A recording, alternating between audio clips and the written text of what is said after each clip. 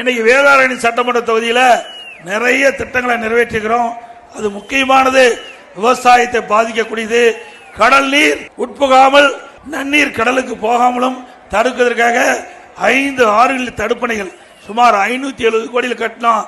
அந்த 2 தடுப்பணை இந்த வேதாரண்ய தொகுதியில கட்டி கொடுத்திருக்கோம். அதே போல இந்த மாவட்டத்தில் பிரம்மாண்டமான அரசு மருத்துவமனை இன்னைக்கு கட்டி கொடுத்த அரசு மருத்துவக் கல்லூரி மருத்துவமனை நல்ல அற்புதமா கட்டி கொடுத்தோம். அங்க டாக்டரும் இல்ல, நர்ஸும் இல்ல. எப்படி வைத்தியம் பண்றது? மீண்டும் அதிமுக ஆட்சி வந்த பிறகு எங்கே நாகப்பட்டினம் மாவட்டத்தில் கட்டப்பட்ட அரசு மருத்துவக் கல்லூரி மருத்துவமனையில சிறந்த சிகிச்சை.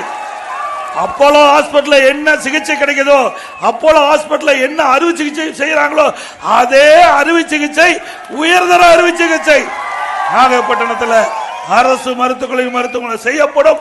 அதிமுக ஆட்சியில் கொண்டு வரப்பட்ட திட்டம் என்ற காரணத்திற்காகவே டாக்டர் நியமிக்கல. அப்படிப்பட்ட அவல ஆட்சி தேவையா?